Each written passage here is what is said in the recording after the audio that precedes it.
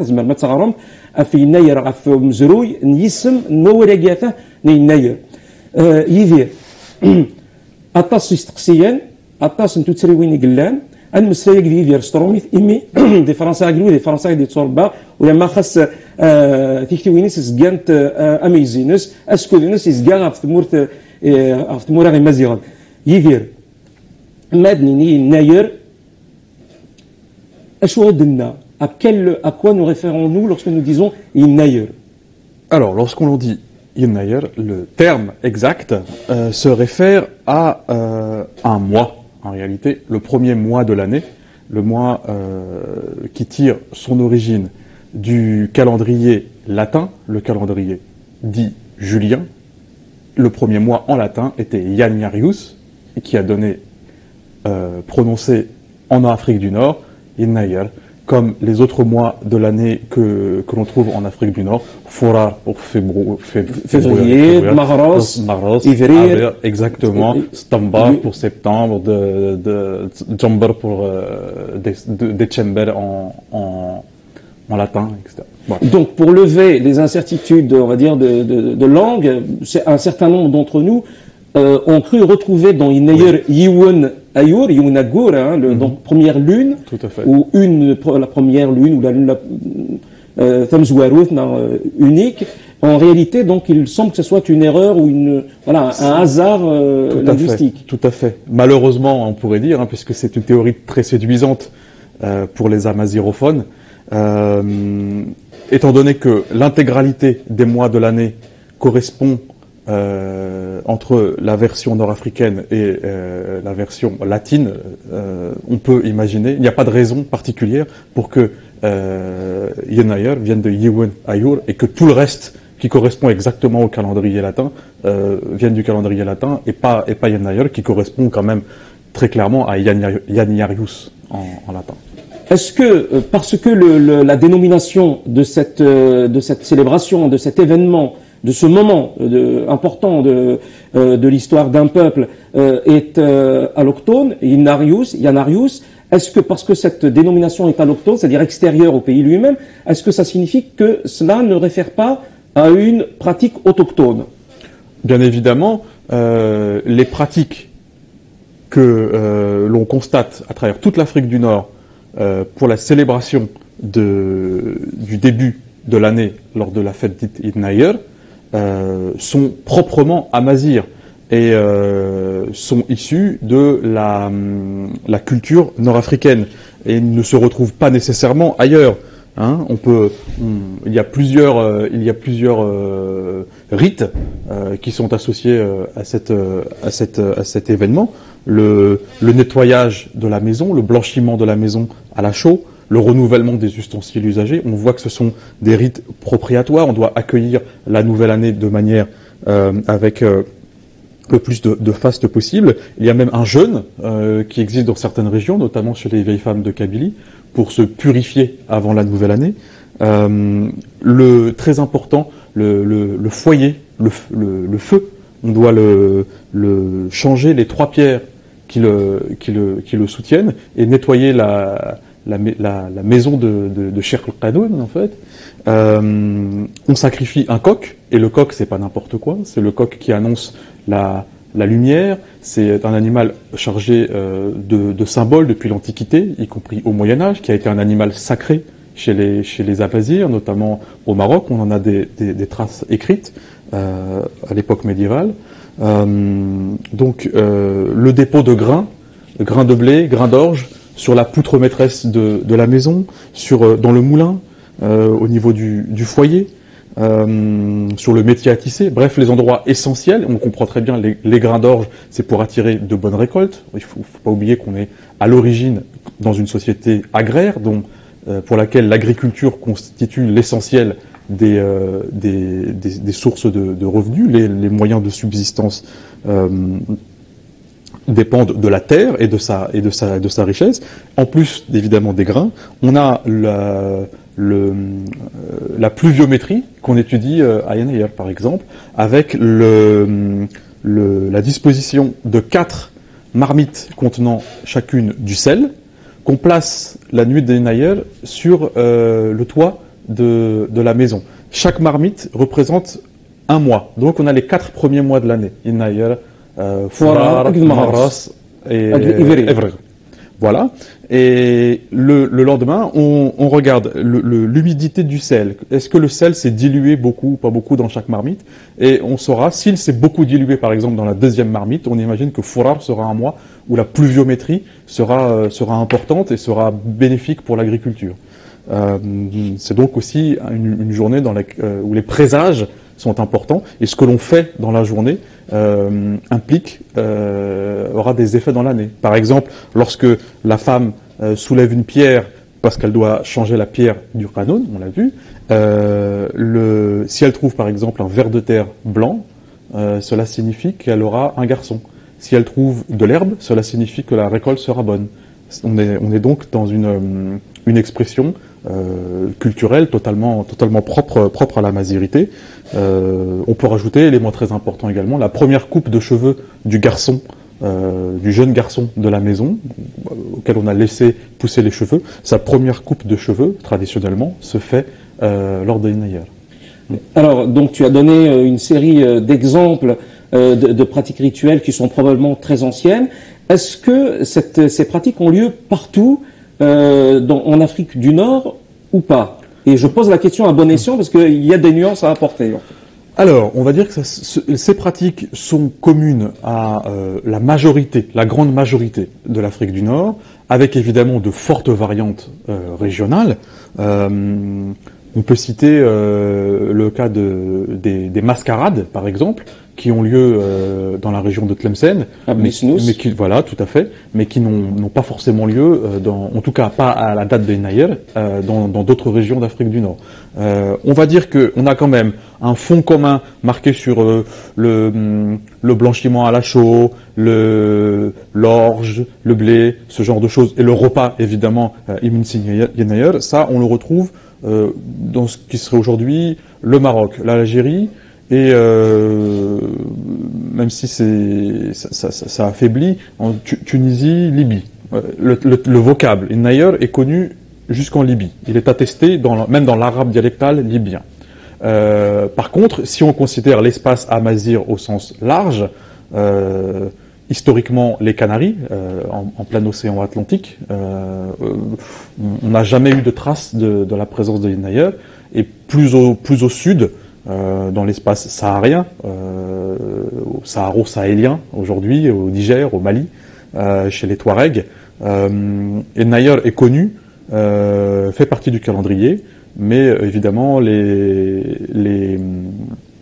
rites ne sont pas les mêmes, puisque nous ne sommes pas dans une société agraire, mais dans une société pastorale.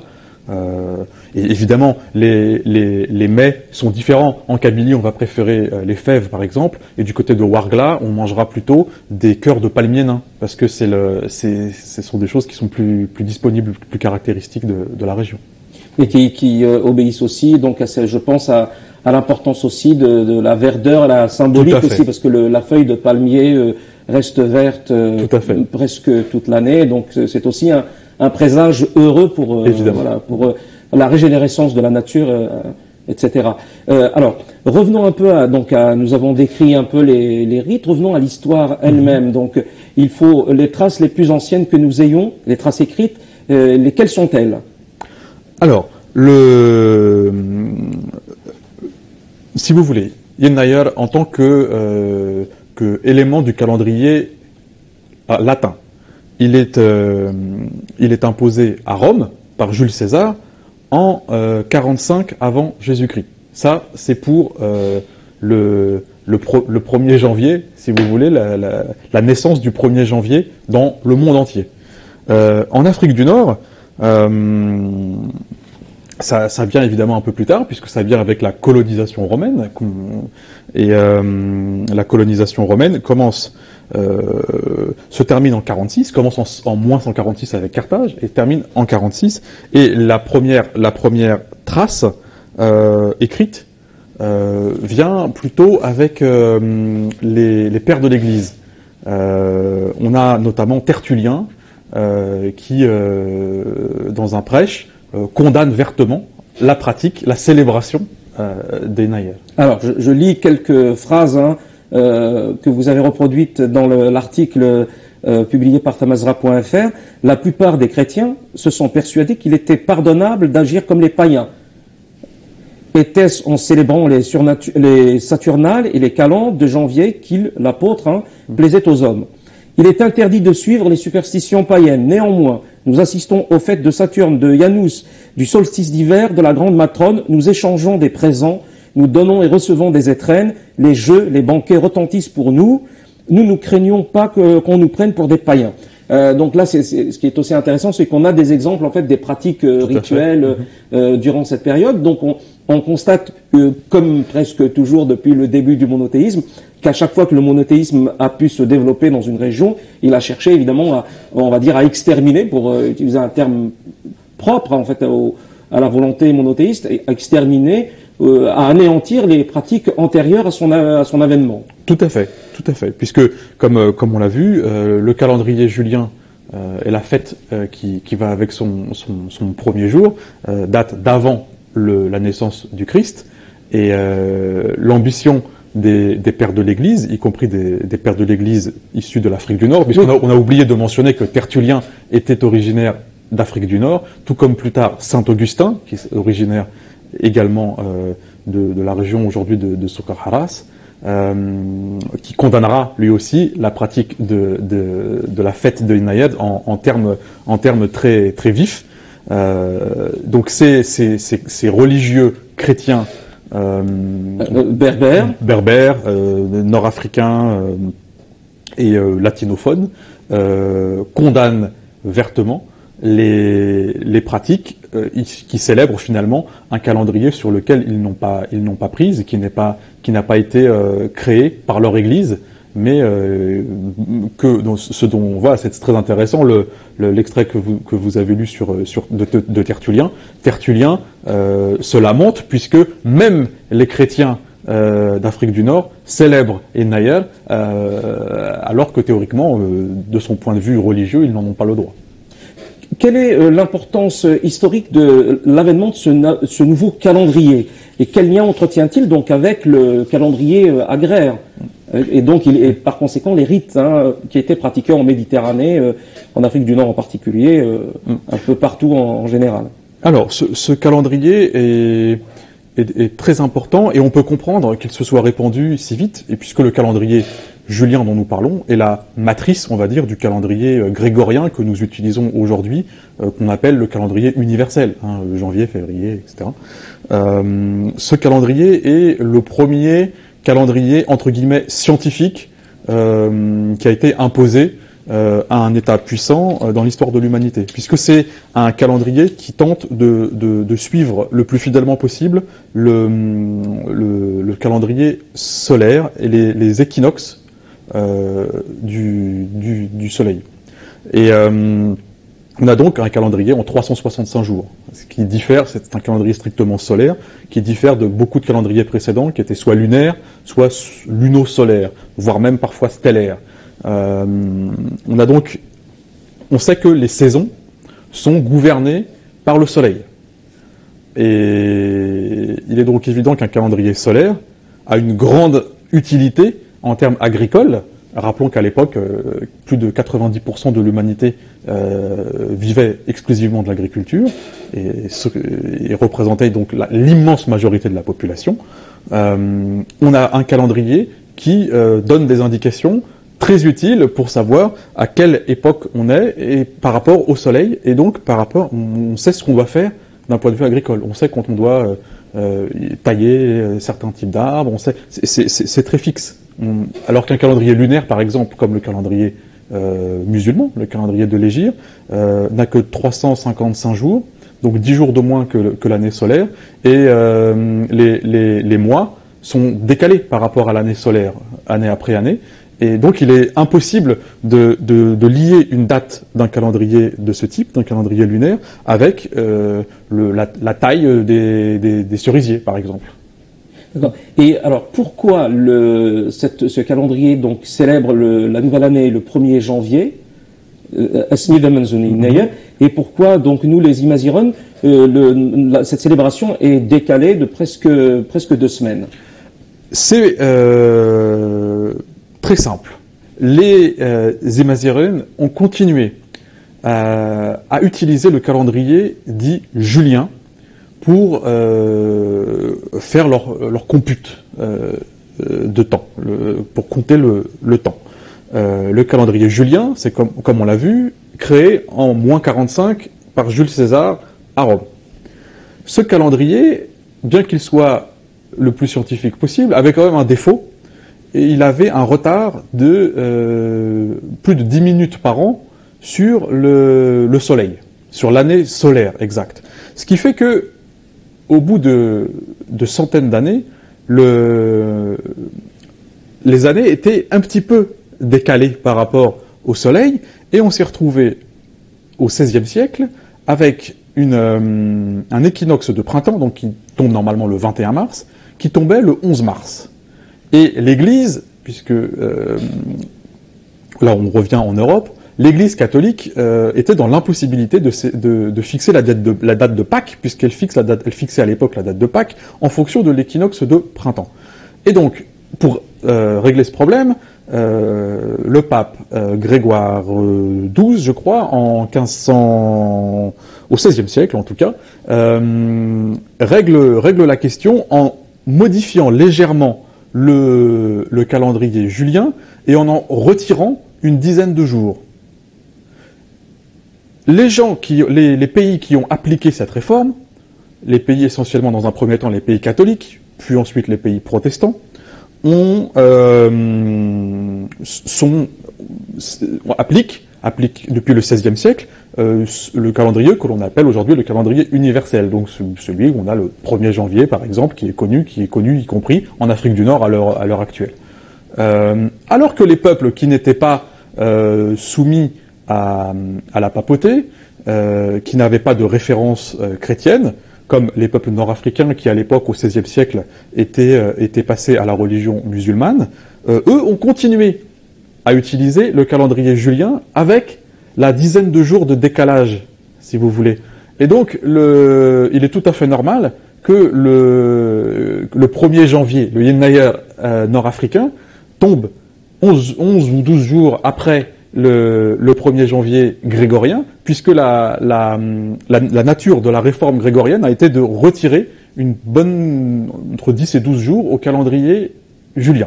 Et nous continuons à appliquer le calendrier julien originel de -45 avant Jésus-Christ. Alors, est-ce que d'un point de vue scientifique, laquelle de ces deux célébrations serait plus proche du calendrier solaire? Ça serait celle des Imaziren ou... Non, c'est le calendrier grégorien. Le calendrier corrigé. Le calendrier corrigé, justement, a été corrigé pour mieux coller à l'année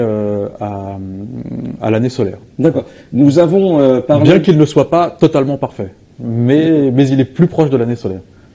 Est-ce que parce que là nous avons parlé de l'Antiquité, donc il faut avancer dans le temps, quelle évolution se produit lorsque donc arrivent les nouveaux conquérants de l'Afrique du Nord, les arabo-musulmans, et qu'ils colonisent l'Afrique du Nord? Quelles sont les modifications qu'ils apportent par rapport à ces rites et par rapport à ce calendrier? Sont-ils plus ouverts, plus tolérants que les chrétiens?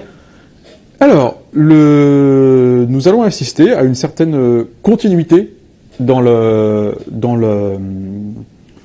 l'appréhension par le pouvoir religieux des fêtes, en particulier des fêtes de Nouvel An, c'est-à-dire une condamnation par les nouvelles autorités islamiques à l'identique de la condamnation qui était émise par les prélats de l'Église catholique. Ce qui est très surprenant.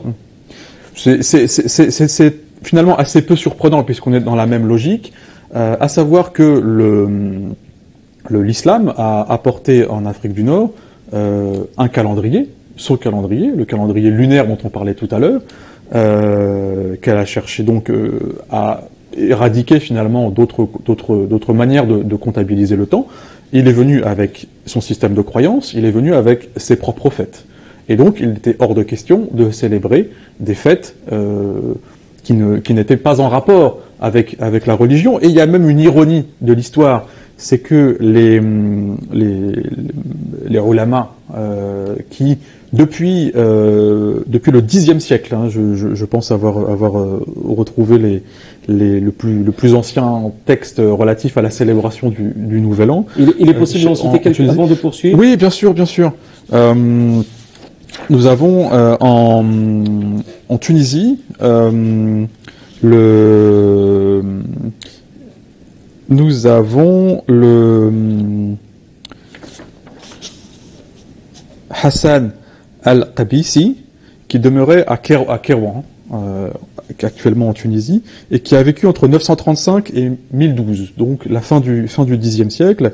Il disait « Il est blâmable d'accepter des cadeaux pour les fêtes des polythéistes, au nombre desquels figurent aussi Noël, Pâques et les calendes de janvier chez nous. » C'est-à-dire, les calendes de janvier, c'est le début janvier. C'était le terme latin pour désigner le commencement de l'année.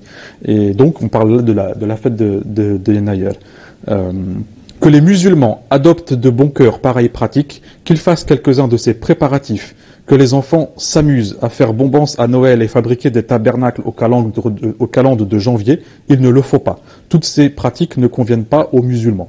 Donc voilà, là c'est dès le Xe siècle, on a un érudit, un ulama nord-africain qui condamne, qui décrit en même temps, qui atteste que la fête de Nouvel An et même Noël était fêtée en Afrique du Nord, mais qui explique que cela est impropre à une population musulmane. Il faut savoir qu'il y a eu jusqu'au XIIe siècle d'assez forte communauté chrétienne, plus ou moins latinisée, mais autochtones, qui ont continué à vivre en Afrique du Nord, notamment dans l'Afrique du Nord orientale, ce qui serait aujourd'hui la côte tunisienne, la côte libyenne. On va dire en partant de ce qui serait aujourd'hui Annaba, par exemple. Et qu'elles ont vécu jusqu'au XIIe siècle, jusqu'à la conquête des Almohades, des Mouahidoun. Voilà. Ils ont vécu, donc on peut supposer qu'ils ont continué à célébrer, et donc auprès de leurs voisins également, qui pouvaient être musulmans, à continuer à perpétuer les fêtes latines, à la fois chrétiennes, qui étaient Noël, ou purement séculières, devenues séculières, qui était la nouvelle année, par exemple. Mais là, à travers vos propos, cela supposerait que ces pratiques étaient l'exclusive des chrétiens. Voilà, mais c'est là ce qui est intéressant, c'est que c'est très amusant de voir que les chrétiens, à l'époque, ce qu'on a vu les Tertulliens au IVe siècle, plus tard Saint Augustin, à l'époque romaine, on va dire, les chrétiens dénonçaient la célébration de janvier d'Yenayar comme une fête païenne, et ensuite les musulmans, on voit même en Andalousie, Al-Qurtubi, etc., ils dénoncent la célébration du Nouvel An Yenayar comme une fête chrétienne, parce que c'est un héritage latin, et donc ils ignorent, pour eux, latin égale chrétien, et ils ignorent même les débats qu'il y a pu avoir au sein du monde latin entre chrétiens et non chrétiens. Et donc, c'est ironie de l'histoire, une fête que les chrétiens dédaignaient parce qu'elle était païenne, les musulmans essayent de la combattre parce qu'elle est pour eux chrétienne. Et ce qu'on constate, c'est qu'en réalité, que les gens, que les habitants de l'Afrique du Nord soient païens dans l'Antiquité, puis deviennent chrétiens dans l'Antiquité tardive, puis musulmans à partir du Moyen-Âge, on constate en tout cas qu'ils continuent jusqu'à l'époque contemporaine à célébrer ce Nouvel An. Mais il se produit en plus quelque chose d'intéressant en Andalousie, c'est l'adoption aussi du calendrier julien, finalement. Tout à fait. Tout à fait. Et la consécration des Yenayar implicitement. Exactement. Exactement. C'est-à-dire que on sait que l'Andalousie a été un creuset de savoir pendant une partie du Moyen-Âge, et est venu d'un évêque chrétien. Là, on était d'un hispanique qui s'appelait Rechemundo, mais qui était arabophone, qui était un savant arabe et qui était un conseiller du calife de Cordoue. et qui était, il a publié un calendrier, le calendrier de Cordoue, qui reprenait le calendrier julien en arabe. Et des savants, des agronomes arabes ont combiné cela avec des ouvrages d'agronomie arabe, qui en fait s'inspiraient notamment, étaient eux-mêmes des synthèses de techniques perses, de techniques syriaques, de calendrier hébreu, de techniques hispaniques, nord-africaines. Donc c'était évidemment un condensé des savoirs de toutes les régions qui étaient à l'époque dominées par l'islam. Et le livre le plus connu s'appelle le Kitab al-Filaha, le livre de l'agriculture. Et les savants andalous ont combiné, se sont rendus compte que, d'une part, le calendrier lunaire islamique ne convenait pas très bien pour l'agriculture. D'autre part, le calendrier solaire au nom latin convenait mieux à l'agriculture et qu'ils avaient eux-mêmes tout un savoir lié aux temporalités, ce qu'on devait faire en hiver, ce qu'on devait faire dans les champs au printemps, en été, etc.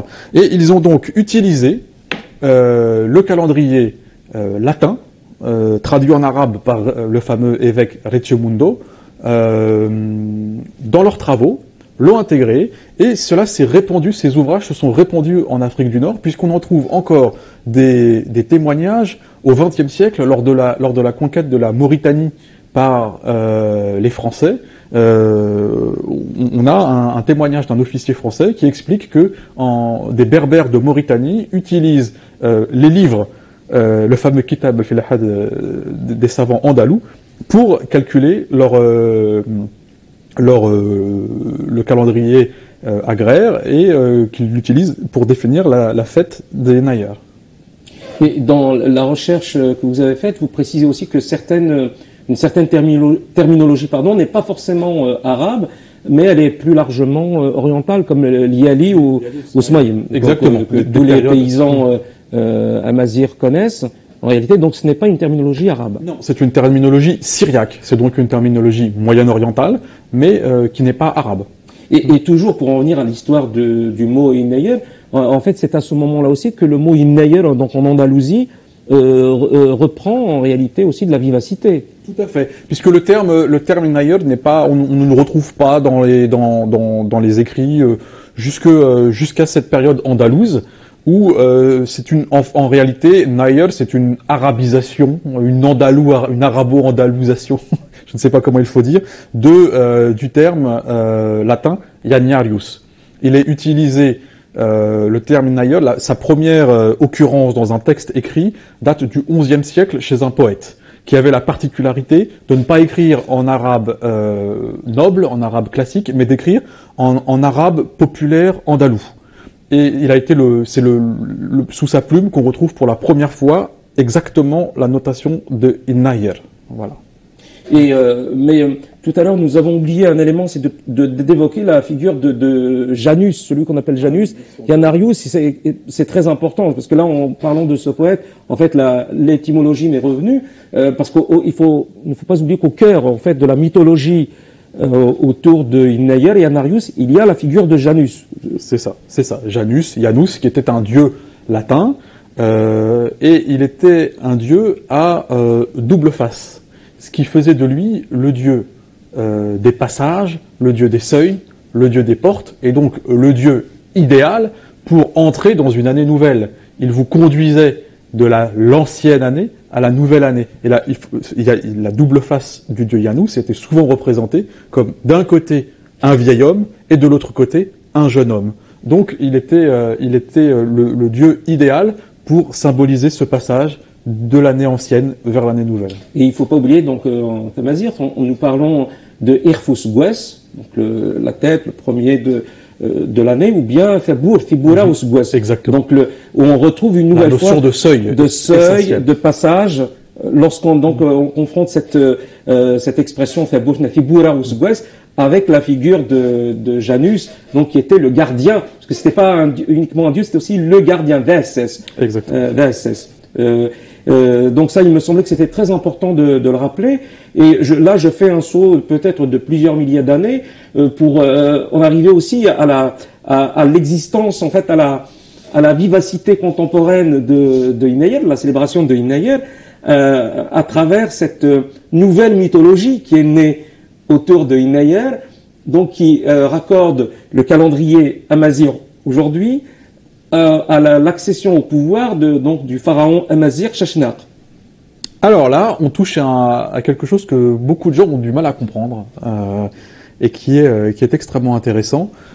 Cette connexion, à l'origine, n'existe pas, en réalité, puisque comme nous l'avons vu, Naïr, c'est le premier mois du calendrier romain, revu et corrigé par des savants d'Andalousie et d'Afrique du Nord.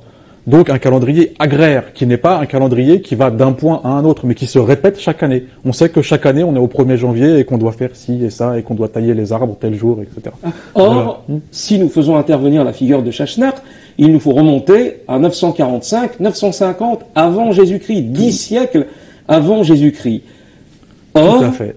Voilà. Alors, nous sommes aujourd'hui en l'an amazigh 2966. 66. Et l'origine, et on fait remonter cela à l'accession au trône d'un Libyen, d'un berbère libyen. Voilà, ce qu'on appelle libyen, donc dans cette très ancienne antiquité, ce n'est pas donc quelqu'un qui serait de la Libye d'aujourd'hui, c'est au sens général un amazigh. Voilà. On peut supposer quand même un amazigh de l'Est, un amazigh voisin de l'Égypte. Voilà. L'accession donc d'un amazigh au trône du pharaon en Égypte en 945 avant Jésus-Christ. Cette date n'a a priori rien à voir avec le calendrier amazigh, avec Inayer, etc. Puisque lui, il monte sur le trône en 945 et on sait que le mois Yanyarius apparaît en 45 avant Jésus-Christ. Mais alors, pourquoi quel est le lien entre Inayer, Sheshnaq et notre époque? Le lien. Tout se trouve à notre époque. Tout à fait, à notre époque. À une époque très récente. Voilà. 1980 pour exactement. être précis. Le lien est fait par un monsieur qui s'appelle Ammar Negadi, dit plus connu peut-être de certains téléspectateurs sous le pseudonyme Ammar Shawi. C'est un monsieur qui est né en 1943 et qui est mort il y a quelques années, en 2008, qui était un militant amaziriste de l'Aurès. Il est né dans la région de Batna, et il a rejoint l'académie berbère Agraoui Maziren de Mohamed Arab Saoud, qui était le lieu le foyer du militantisme berbériste dans les années 60-70. Et cet Ammar Negadi, on lui doit beaucoup de choses. On lui doit d'avoir travaillé sur le renouveau du Tifinagh, par exemple, l'écriture amazigh. C'est un des acteurs, mais pas le seul. C'est un des acteurs, mais c'est un acteur important. Ismaël Bellache aussi. Bien sûr. Et Hardan aussi, le Marocain. On lui doit cette connexion. En fait, il a recherché dans l'histoire jusqu'où on pouvait trouver des traces importantes des Imaziren. Et il est remonté jusqu'à l'Égypte. Et il s'est dit, c'est une date importante, c'est la date où tout le monde connaît les pharaons égyptiens. Et aujourd'hui encore, l'Égypte s'enorgueillit de cet héritage. Et il s'est rendu compte que des Berbères avaient dominé l'Égypte. Et il s'est dit, ça c'est une date fondatrice dans notre histoire. Et nous allons donc faire démarrer, nous allons prendre le calendrier agraire qui est utilisé dans toute l'Afrique du Nord par les paysans, et nous allons le faire démarrer, un peu arbitrairement, mais avec porteur d'une symbolique forte. Nous allons le faire démarrer à l'accession au pouvoir de ce pharaon amazigh, Sheshnaq, en 945 avant Jésus-Christ. Voilà, donc on va dire que il publie son calendrier, il établit tout un calendrier berbère. Il le publie en 1980 sous forme de brochure, et ça aura une très grande influence dans le milieu de la militance berbériste, à la fois en Algérie, au Maroc, en France, en Tunisie, en Libye. Et l'importance fondamentale de ce monsieur Negadi, son œuvre finalement, ça restera que les Berbères sont aujourd'hui dotés d'un calendrier qui remonte avant le calendrier islamique, avant le calendrier chrétien, qui remonte à 945 avant Jésus-Christ. Donc oui, c'est très fascinant de voir évidemment la façon dont l'histoire et la mythologie se mêlent, et là nous sommes en plus plongés dans la création de cette mythologie projetée dans l'histoire. On voit toute la subtilité donc des gens de l'Académie berbère, Yaraoui Maziran, qui ont créé un symbole, le Z, le fameux Z, qui a réussi à réunir tous les Imaziran, le drapeau, les néotifinars, qui sont une réinvention du libique, et le calendrier. Donc c'est intéressant que nous-mêmes nous ayons suivi un cheminement qui va des temps les plus reculés de notre histoire au temps présent, mais projeté toujours dans le mythe et dans l'histoire en même temps.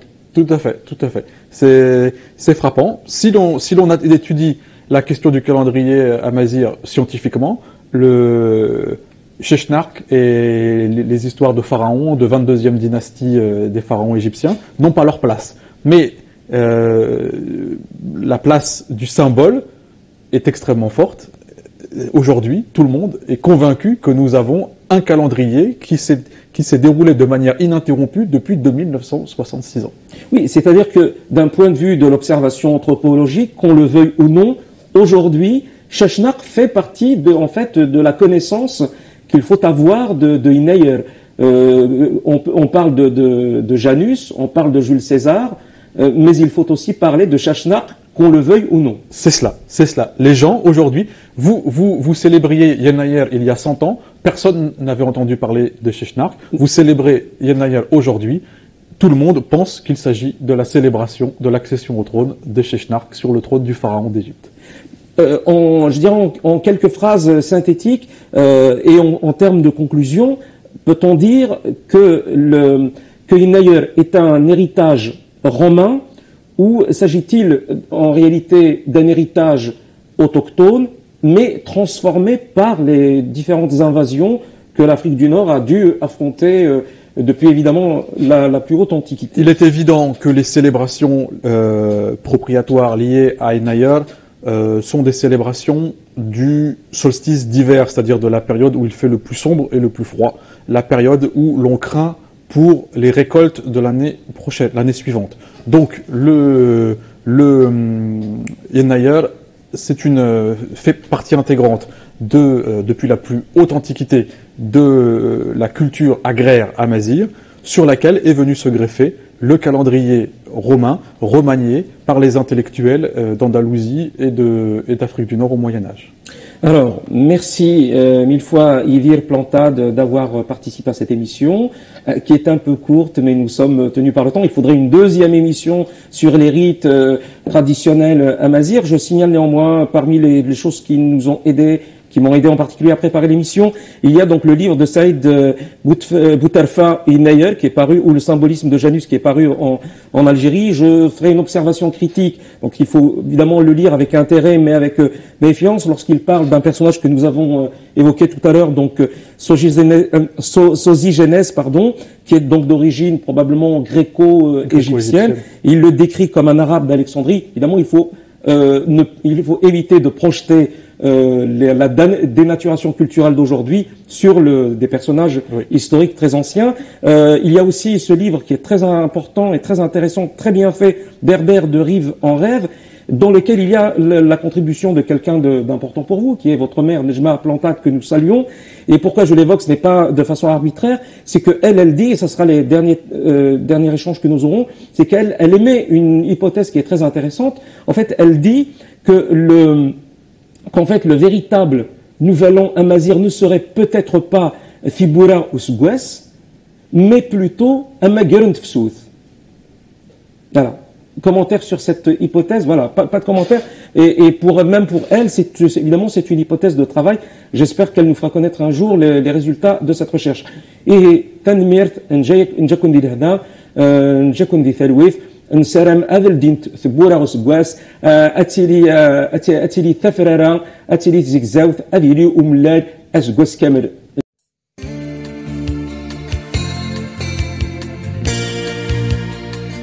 القرآن أيثما أيسما إشاويين إمازيغن Sophie Stwin.